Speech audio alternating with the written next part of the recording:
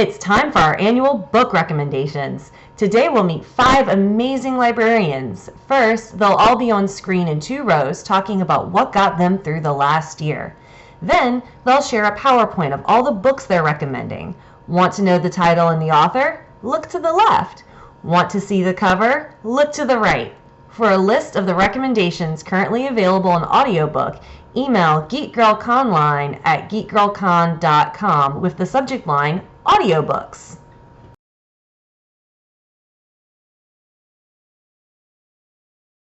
Hello, everyone in the future of Geek Girl Con. We are coming to you from the summer of 2021.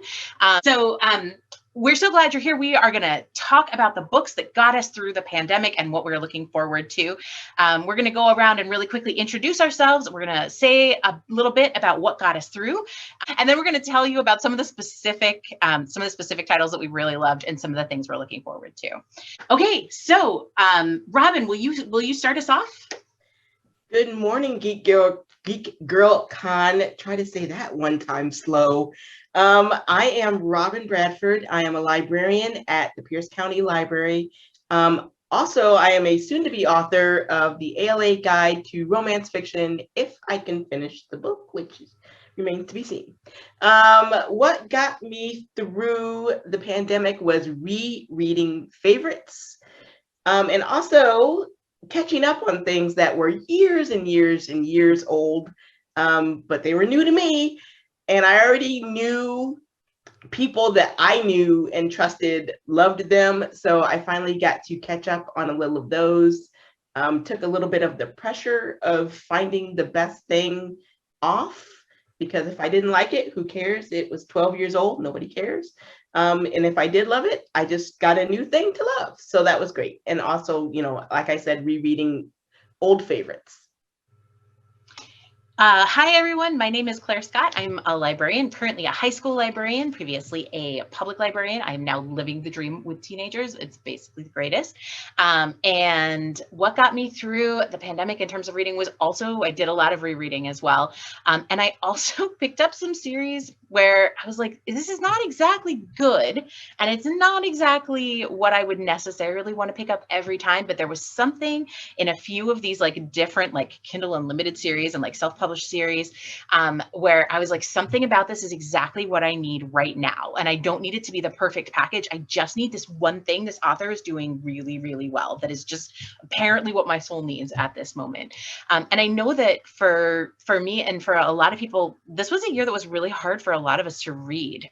Even if you are somebody who is a super avid reader, a lot of people were like, oh my God, how is this happening that I can't read? I can't focus. The pandemic has really affected that. And so heads up that if that is you, you're not alone. You're not the only one. You are not broken. You will probably be a reader again, and that is completely okay. Hopefully you'll find something fantastic that maybe you are interested in for now or later from the books that we suggest, but also hang in there.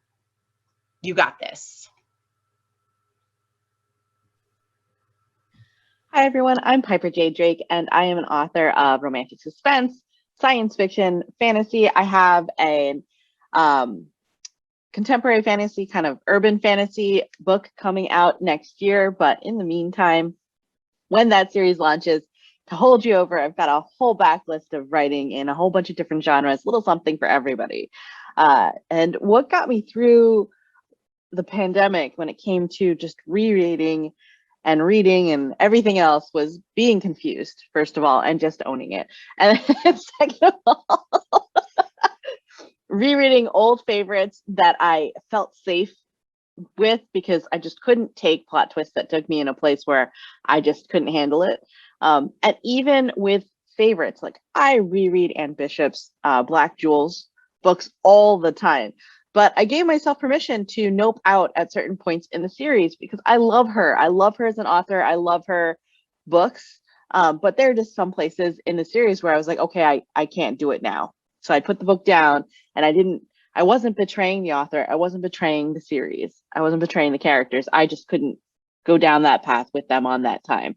So I'd go pick up something else with a different adventure, and giving yourself permission to nope out totally saved me, because then I could go find something else that was right for my mindset and brought me happy and brought me energy, and literally energy, like laugh out loud energy. Or sometimes I just put something on TV because I felt like I needed to cry and I couldn't figure out how. And so I would, find that book that I knew that would help me let that go and like unleash the dam for me and unlock that door for me. So giving myself permission, I think, to nope out when I needed to and go find what I did need, was what saved me with the pandemic. And I just kept picking stuff up. Does this work? Nope. Okay, save that for later. Going on. So that's me.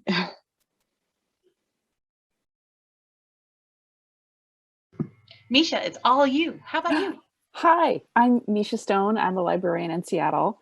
And I'll never forget that, last day before we closed for the pandemic, and people were like grabbing books in a feeding frenzy. I was doing like reader's advisory, like I had a cape on. It was like I was like racing down the aisles, helping people shovel books into bags. It was amazing. So after, a couple days at home and kind of the shock of everything going on and what's going to happen next and would I still have a job, all that, I actually gave myself a project and I decided to read a short story a day and actually tweet it. Also, Claire just reminded me of my Twitter feed on this. It was a kind of an accountability tool, and it was a way to help me introduce myself to just a lot of amazing work out there. I am on the Clarion West Writers Workshop board. That's where I met Jasmine. And we are kind of one of the places that are an incubator for emerging voices in science fiction, fantasy, horror, and short stories are where a lot of those people get their start. And I had been meaning to read some of their work. And so it was really kind of like a great way to explore, find new voices. And I'll say more about that soon. But that was kind of the thing I did for myself, because also there's something very satisfying and bite-sized, and you can feel accomplished in like just reading a short story. And also it can give you so many different ways into different worlds, into different feelings. So that was a really, that saved me over the last year. Hi, everyone. I'm Jasmine Silvera, coming to you from the interior of my vehicle, which strangely became a workspace for me in 2020. So this feels appropriate to have fill my Zoom bingo card with a Zoom meeting from my car. I am the author of the Grace Bloods and Tooth and Spell series, urban fantasy paranormal romance. I will, for you future people, have a novel coming out at the end of this year. It's the second in the Tooth and Spell series, Conjuring Moonlight. And I also, in my daytime job, and when I'm not writing, penning the steamies, I work with the Clarion West Writers Workshop, which is here in Seattle and is a incubator, as Misha said, for some really incredible future science fiction, fantasy, speculative fiction, horror writers. So I'm delighted to be working with them as well. So, and I guess I get to go first because, like, yeah, I was going to say, can you kick us off? I'm on a trapeze coming soon. I would love to. So what I didn't mention during my intro was what got me through, and what got me through is actually going to be one of my first recommendations, and that is audiobooks. So I was unable to read basically for a year and write for most of a year, but I found that I could listen. And so This Accident of Being Lost, Songs and Stories by Leanne Betasamosake Simpson, who is First Nations Indigenous out of Canada, Anishinaabe, I believe. Forgive me if I'm claiming the wrong group of folks. But this is a collection of stories and songs, poetry, and I believe an essay or two, and they are all read by the author. And I found this was a magical book to listen to because they all sort of bled into one another. It felt like having a conversation with a friend that one hasn't spoken to in a while. One of those big conversations where you laugh and you cry and you just feel kind of carried away by the conversation. She's incredibly engaging, super funny, and also deeply insightful and moving in her work. And the variety of pieces included in this collection make it really easy to listen to. And I would love to listen to this while I was walking around my neighborhood in the evening. I went back and listened to several pieces over and over again because I love the sound of them. So that really helped me to read, was to listen. And so again, listening definitely helped with this next book as well. I found that shorter worked for me as well. So all of the novellas and novelette length things that I previously found unsatisfying because they weren't long enough. And I used to really enjoy those big door stopper fantasies. And I just found that I couldn't hold space for them in my brain last year. So I embraced the shorter works, which novella, novelette length. This was just a delight. This is like a little bit of it's so many things. Great voice, great characters, a bit of unexpected, like plot twists everywhere. So much packed into this tiny, tiny little volume and read so well.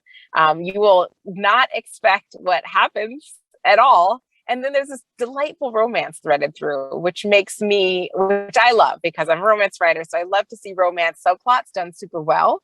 And I think this one just hit it out of the park. So I love this Order of Pure Moon. Short fiction also saved my bacon this year because I had attention span for short work. And so just like the title implies, Gothic horror, it's got that very moody atmosphericness to it. And when you layer in the South, and Southern culture and Southern dysfunction, it is a really creepy, wonderful set of short stories written by Eden Royce. Eden also writes a lot about Gula culture, which is on the Outer Banks in the Carolinas. And it's a Black and Indigenous culture descended from enslaved people and also the Indigenous folks that were in the area. And it's a very intriguing. If you've ever seen the movie Daughters of the Dust, excuse me. This is that culture. And so there's slices of that in this book. Really great collection of short stories. So my next one, I am a huge fantasy lover and fantasy reader. And it was very hard for me to acknowledge that I could not read the very dense fantasy, second world fantasy books last year. And so the answer for me was, again, the shorts. This is a very slim, very richly world-built novella called Stone and Steel by Eboni Dunbar.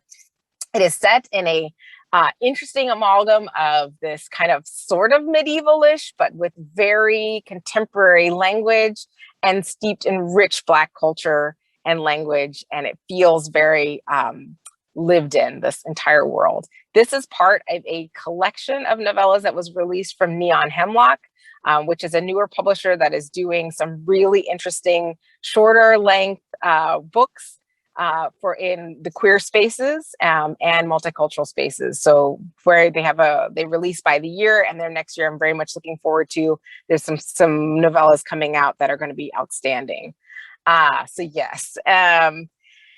Now I finally was able to get into something longer and real heavy duty second worldy, but I could not take the Game of Thrones type stuff and the grim dark fantasies. I couldn't handle it last year. It was not having, and even early this year, I'm still not back into grim dark. I don't know that I ever will go back because books like this exist. So this is Milla Vane. Mel Jean Brooks is also Milla Vane. And Gathering of Dragons is this new series. It's very, very, you like the big campaigns and the long running plot to overthrow the evil overlord. This is your jam. However, there are some incredible female warrior characters. It is taken just as is. There is no explanation. They are not extraordinary. They're just part of culture that women are warriors. Also, it is romantic AF and very steamy. This is the second book in the series. I did not love the first book, but I loved this one. The hero has been described as a feral cinnamon roll, which I did not know was my catnip until it was my catnip. And he also has a cat, which is also my catnip, as it turns out. And the heroine is delightful. She is tough and no nonsense, and also battles alcoholism, and in a really meaningful, and it's a really meaningful part of the book, and really well done. So I love this one. When you're ready to get back to the thicker world fantasies, this is the one for you. And I knew I was back in out of my reading slump when I was ready for this final recommendation I will make, which is Alyssa Cole's When No One Is Watching. I have been waiting for this book forever, and then it came out and I couldn't read it. It is about, it is a thriller, kind of a horror-esque thriller set in a gentrifying neighborhood in New York. And it deals with a lot of the kind of creepiness of gentrification.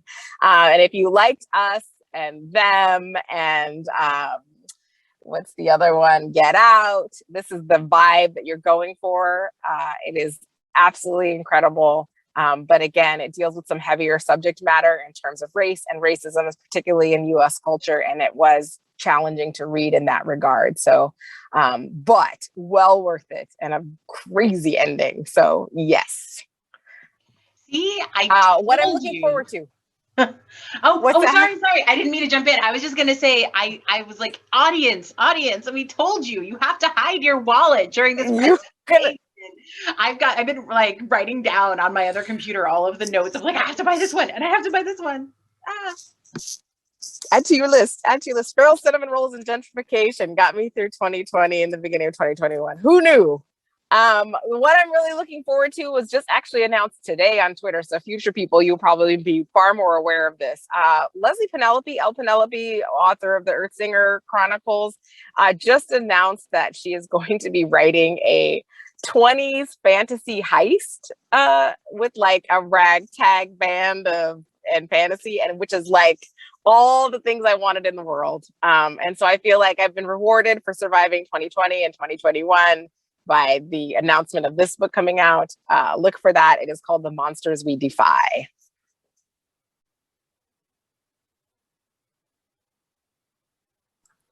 Okay, hi. So I'm going to launch into some of my short story love. I want to say that the things not pictured here there are so many incredible online short story websites, magazines, Uncanny, Nightmare, Lightspeed, Tor.com, Faya.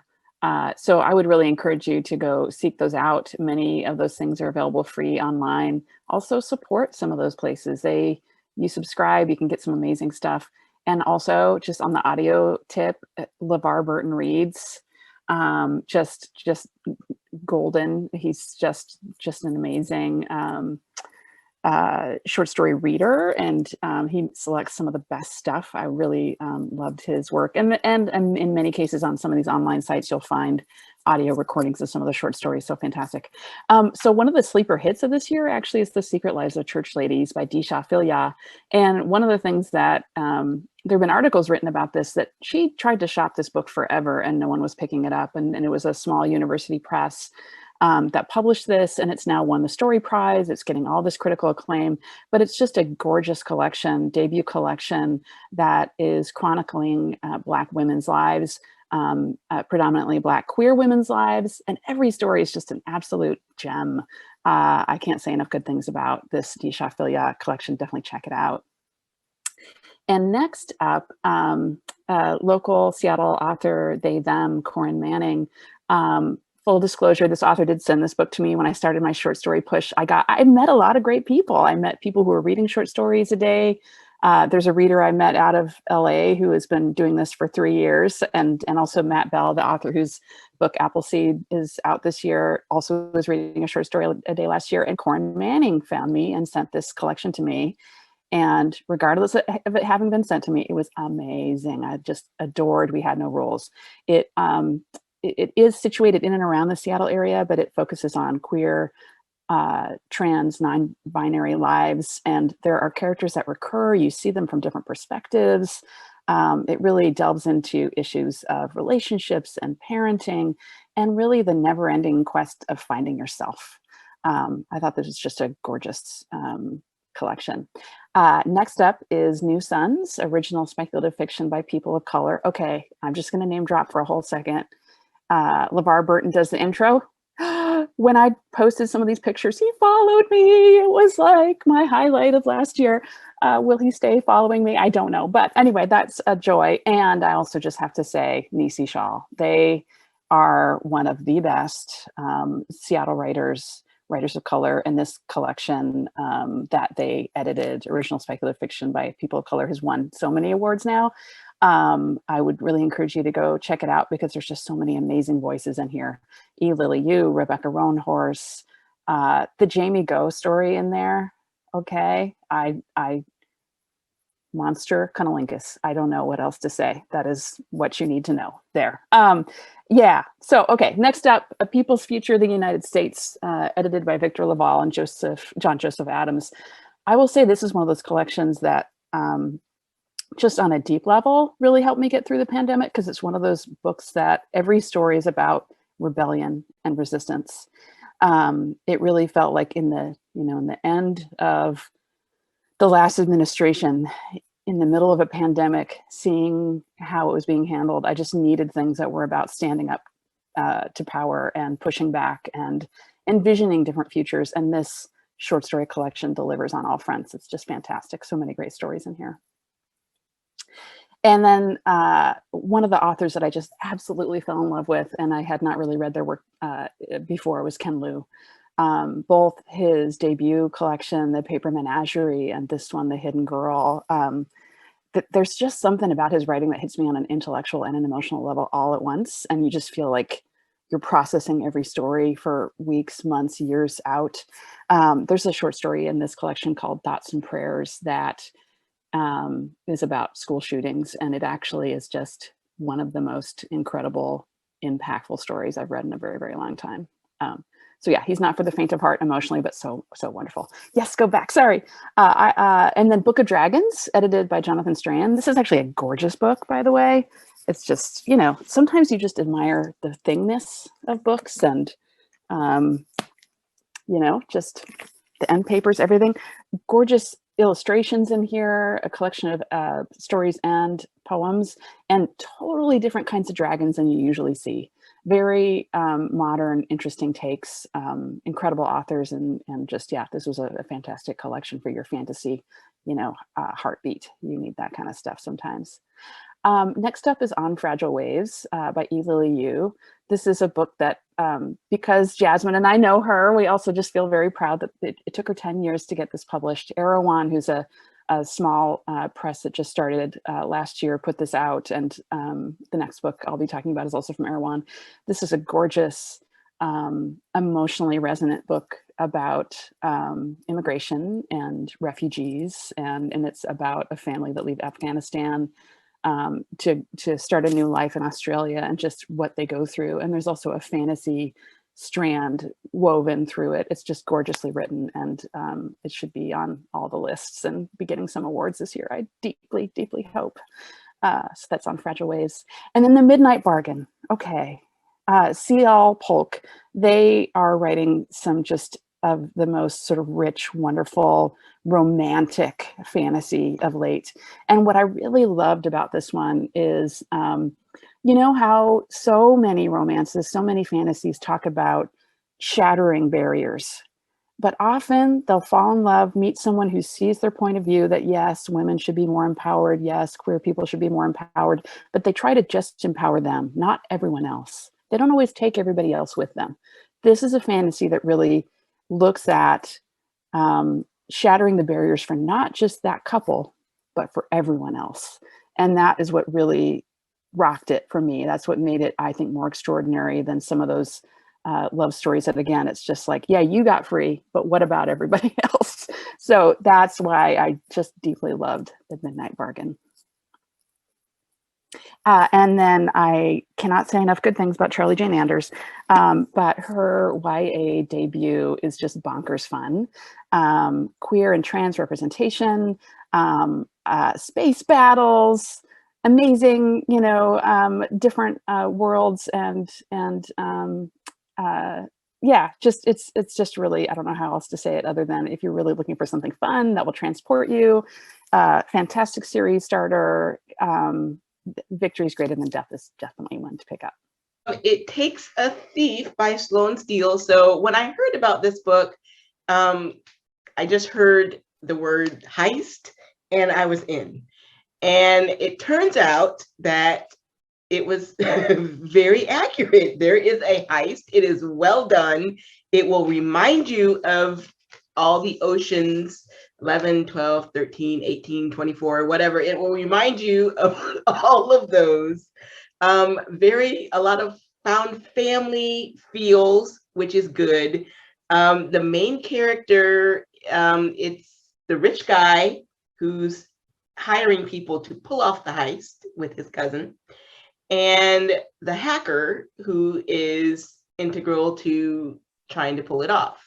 And of course, the rich guy and his cousin, who's also the rich girl, don't tell anybody why they're pulling off a heist of people who are in their same social class, but it's a revenge heist, which is even better.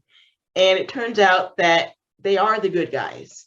So it's a lot like Leverage, which is a thing I'm looking forward to after we finish this today. And it's got all the great things that you want in a romance, but also in a heist story. Serving Sin. So it looks like all of my romances are going to be some sort of romantic suspense type thing. This is a romantic suspense type thing. It's a prince, a reluctant prince, and who's also an ex-military man and currently runs his own security firm. And the CEO of a company whose father and other company executives really wish she would go back to her place at home, get married, raise children, and get out of our boardroom. And so someone has decided to take that wish a little bit farther with action and is targeting her, and hence enter the security prince who is tasked with keeping her safe. There are secrets involved, not only who is targeting her, but also she's got secrets that are unknown to some and known to others. And it's just really romance plus, because it seems like there's two very strong parallel stories going on in this book. So the romance is fantastic, but also the thriller mystery part is equal to the romance. So whatever your current sensibilities are, if you want more romance, if you want more thriller, you're going to get both of them well done in this book. Sisters in Arms. So I am notoriously anti-World War II fiction. And the funny thing about that is, because I order fiction for the library, I order 5, 6, 24 World War II books every time I put in an order. It just seems like they are everywhere. So when I saw this book, I thought, really? But again, it's a story that's well known, but not this part is well known. Like, we all know World War II stories, they're everywhere, but you don't see too many about all Black companies in World War II, and you definitely don't see them about all women, all Black companies in World War II. So this story follows Grace and I forgot her name, Eliza, as they both are entering the service, which of course their families don't really want them to do, because that's not a thing that women did, and especially not a thing that Black women did back at that time.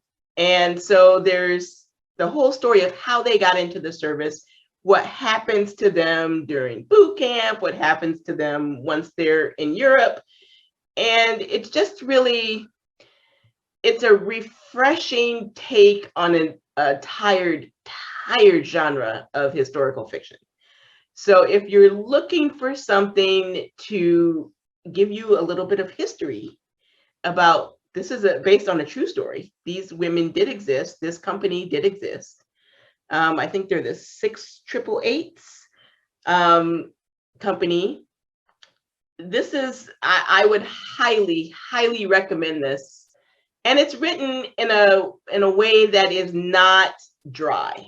It's not like a dry historical fiction. The characters come alive.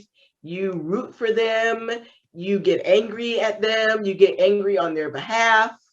There's a story that happens to them in England, and you will throw everything that you have in your hands at the moment when you read it. And it's been a thing that has stayed with me. And I read this, a few months back.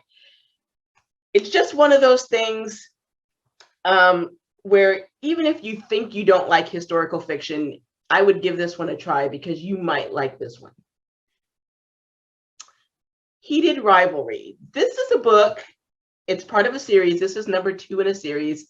And this is one of 2 hockey romances on my list today, which I didn't like hockey until this past year. So that's a thing I discovered during the pandemic. I kind of like hockey. Who knew?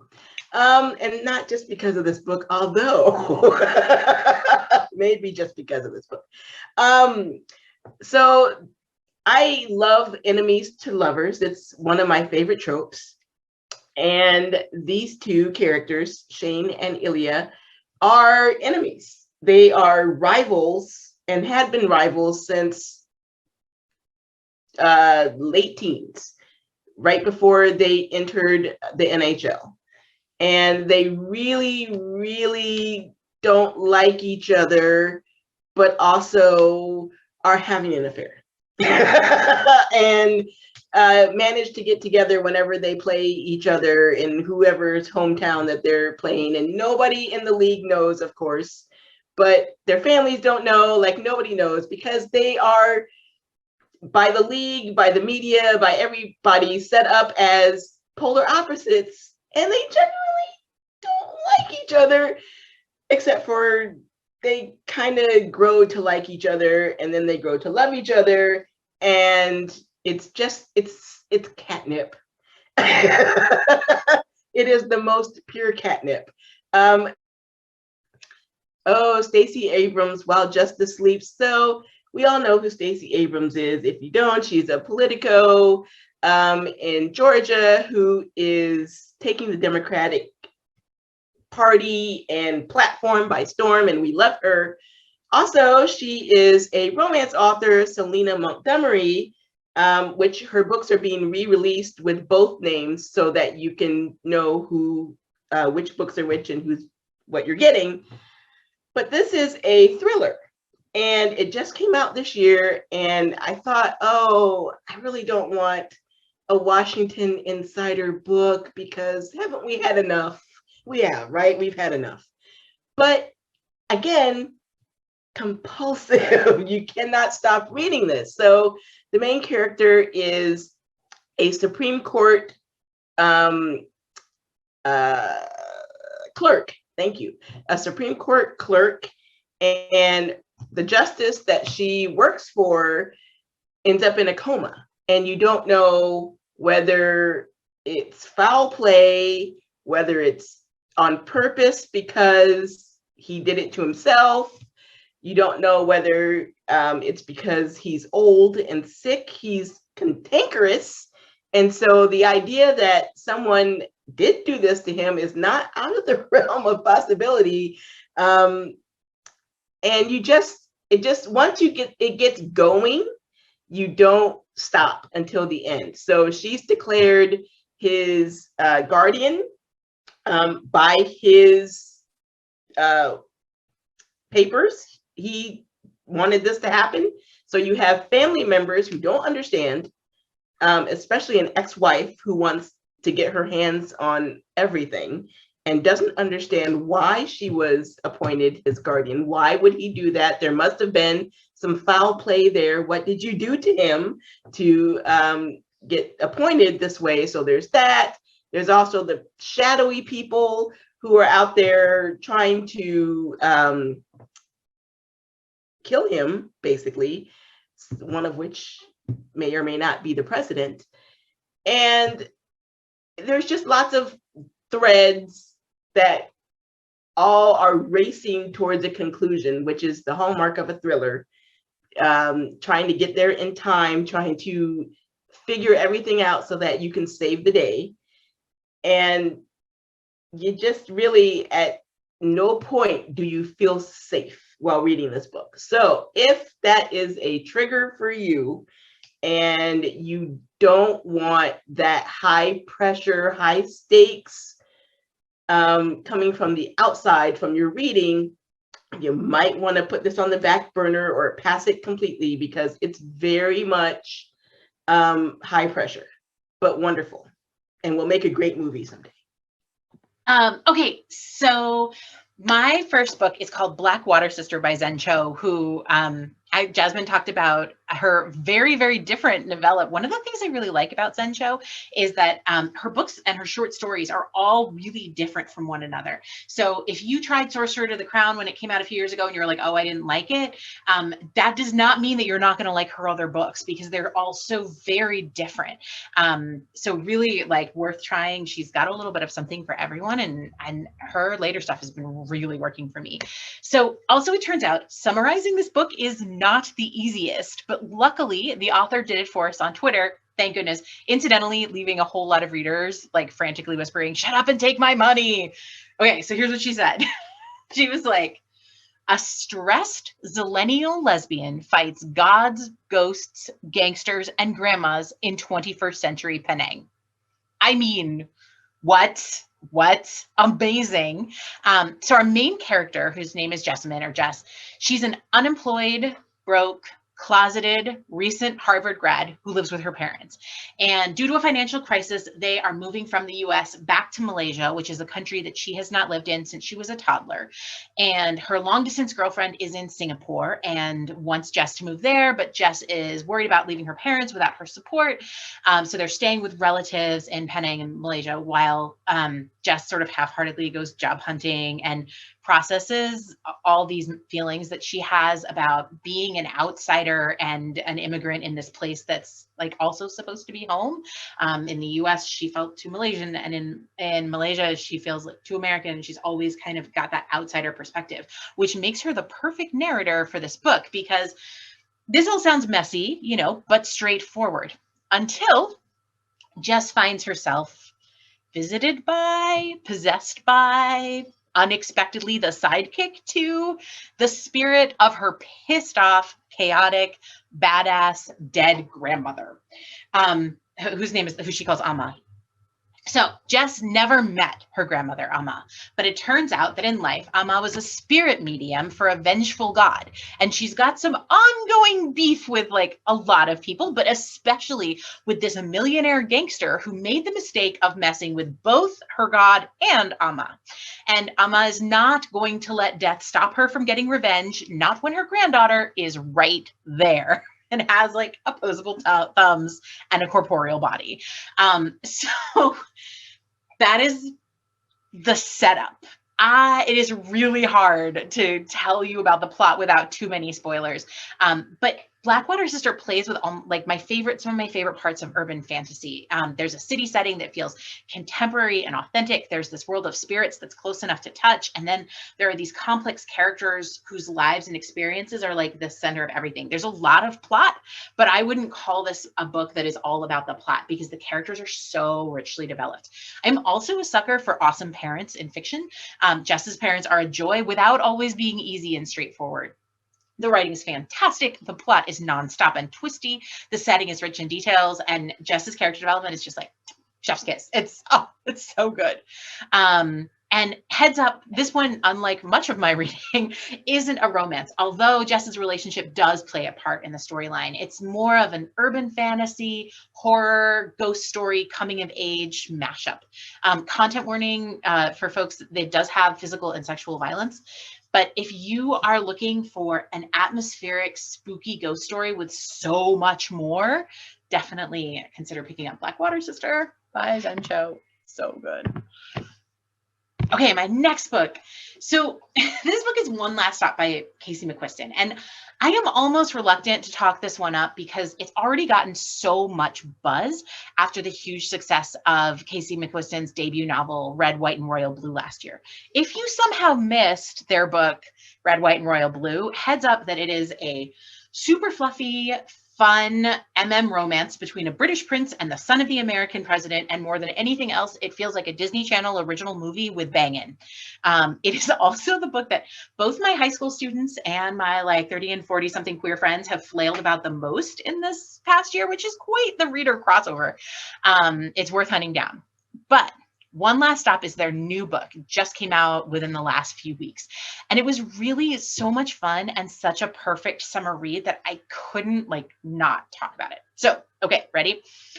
Reformed Veronica Mars, looking for a fresh start in New York City, falls into a joyful, supportive queer community in a magically cheap apartment with awesome roommates, goes to college and waitresses at a pancake diner, and falls for a lesbian literally trapped in the 1970s on the subway. That is trapped on the subway and also trapped in time in the 1970s. So this is a sapphic time travel mystery found family romance, friends. What? It's great. It's an action-packed romp. It's the kind with big feelings, so you get some really satisfying emotional catharsis.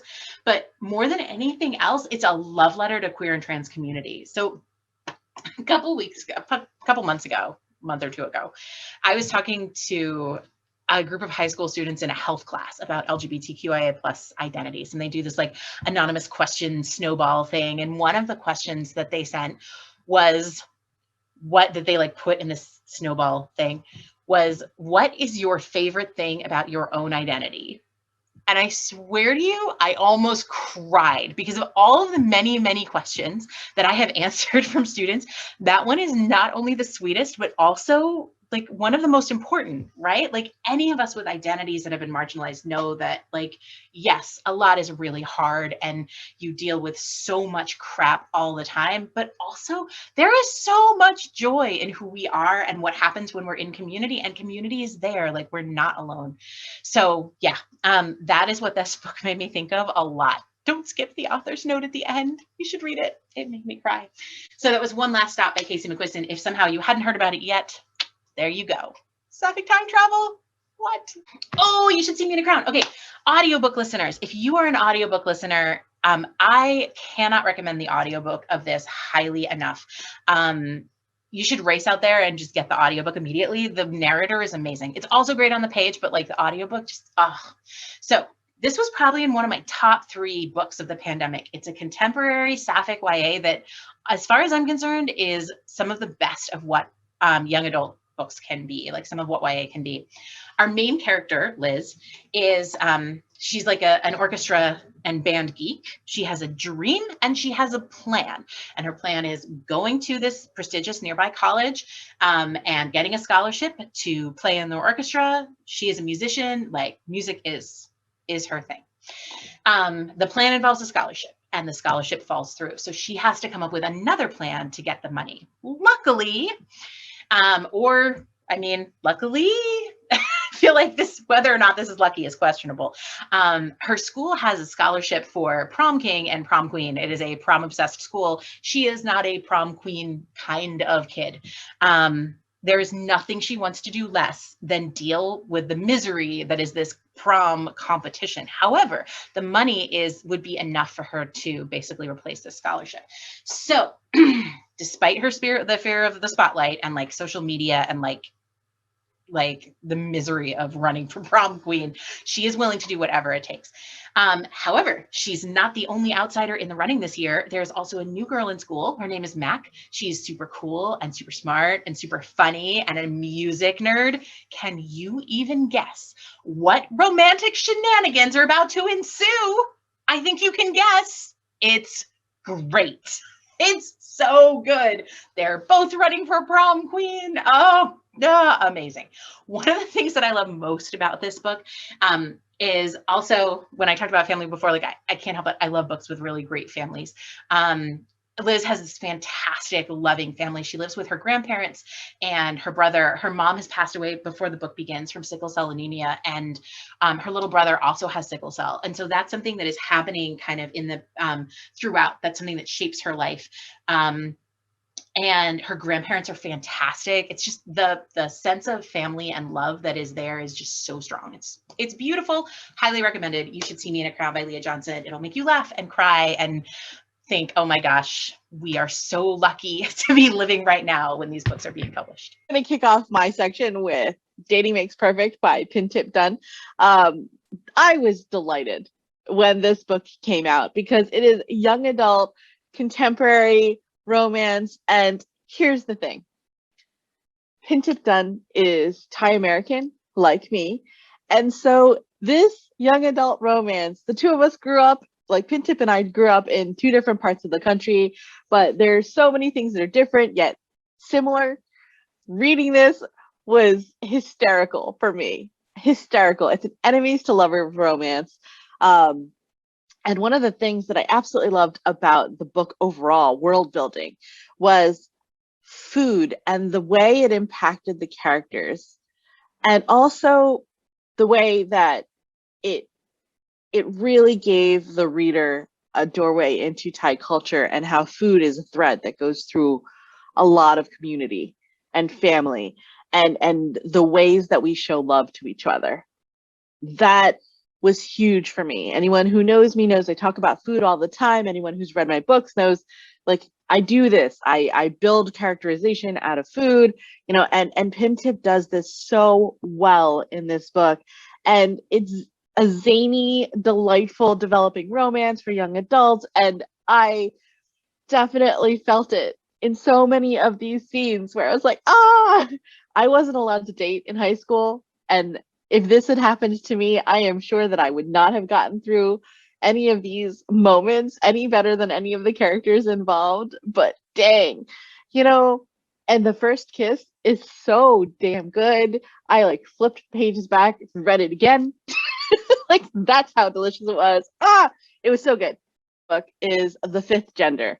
Now, people might be familiar with Gail Carriger for her Parasol Protectorate series or the Custer Protocol. She writes as G.L. Carriger for some of her more adult independent projects, and The Fifth Gender is one of them. It is science fiction, romance, it is delightfully queer, and it's a murder mystery in space, at a space station. And by the way, there's some really fun, zany observations on cats, which I find hysterical. I love cats.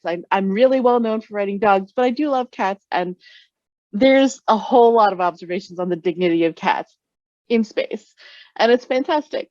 So this is a very short read. It is not a full-length novel. It is a novella, but it is super fun. And it's also just, I love the delightfulness of all of the descriptions, plus an alien who, when it gets excited, the hair tendrils comes out and strokes you. Can't help it. Hello. I'm here for it. So the next after that, we talked about rereads and comfort reads.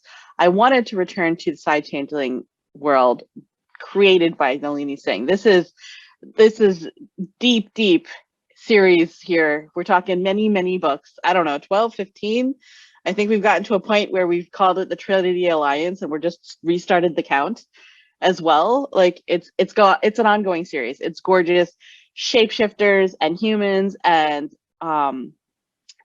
psi, which are, you know, telekinetic, telepathic, etc. And Shield of Winter was a read that gave me all the feels last year at a time when I couldn't feel on my own because I was very locked up and bound up and confused and tired. So reading this really kind of unlocked that for me. And that was really fantastic. You have a character who can't love, but then does love. You have the fact that you have one of the psi who are very intellectual and have blocked out all emotion, fall in love with an empath. Like, I cannot figure out a better opposites attract. You know, you have a lot of shapeshifter friends who are fun, familiar characters from other books in the series. And there's a cute dog. How can you not love the cute dog? Right. So Shield of Winter is fantastic.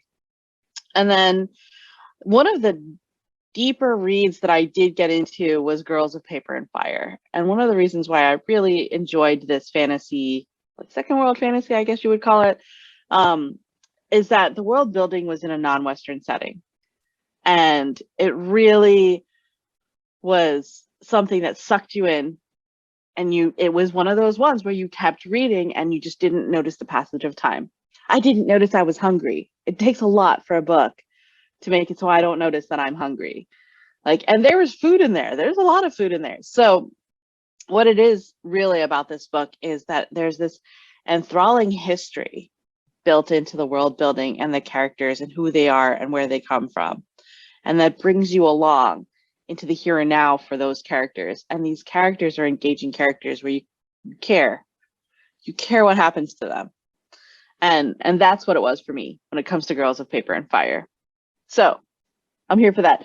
We're starting now with a bunch of books that I'm looking forward to that I haven't read yet, but I'm dying to. So we're going to move fast through these. Iron Widow is one of them. Jiran J. Zhao, which I may have pronounced incorrectly, so I apologize. But Iron Widow is supposedly very much oh gosh,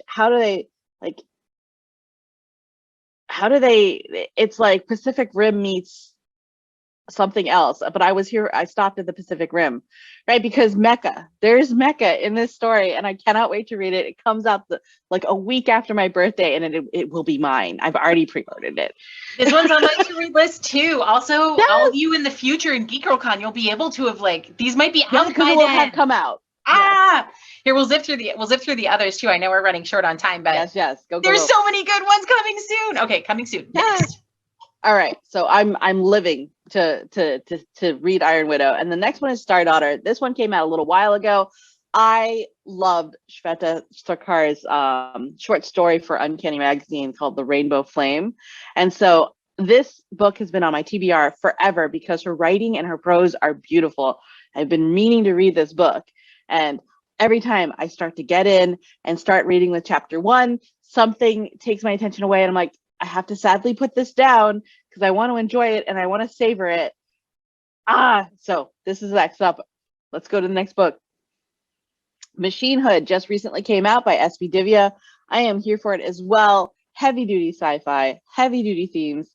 I just wasn't ready to read it when it came out. So this is definitely what I'm looking forward to once I feel like I'm in the right place to be able to read it and really enjoy it. And 6 Crimson Cranes. This one, I'm going to confess to you, the cover did it. I saw this cover and I was like, oh, and this title, this is the first time I was in because of the title. What is this 6 Crimson Crane fairy tale retelling, mythology, folklore, something? I don't know, but I need to find out. And therefore, I'm reading this book. I want this book. I need to read this book because the cover got me, the title got me, and just the idea of folklore and mythology and legends. So I'm here for it. And yeah. Oh my gosh. So we can clearly do this forever. We were like, oh, we're not going to have enough to talk about. I'm not sure if we're going to be able to fill the time. And now I'm like, I don't know how long it's been, but I bet it's been an hour. Thank you so much for being along for the ride. I have put up a slide with our Twitter handles. If you want to follow us on Twitter, highly recommend following all of these people. I do. It is how I find half of the things that I want to read these days. So this is where you can find us on Twitter. I hope that you, dear reader, listener, GeekGirlCon goer, heard about at least maybe one book that you are excited to try. Thanks for hanging out with us. Y'all, thank you so much. This has been murder on my wallet. Thank you, Claire. Thank you, Robin. Thank you, Piper. Thank you, Jasmine. I also, wallet gone. Yes. I made so many notes of things to put on hold at the library that it's ridiculous. Do I even go here? I don't know.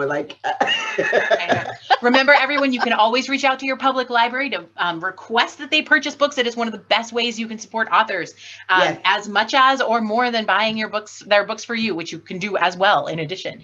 But the more you get libraries to buy, people pay attention and then they buy more and then other people find them. So that is a thing you can do at any public library. All right. Thanks, y'all. Happy GeekGirlCon. Bye, guys. Bye.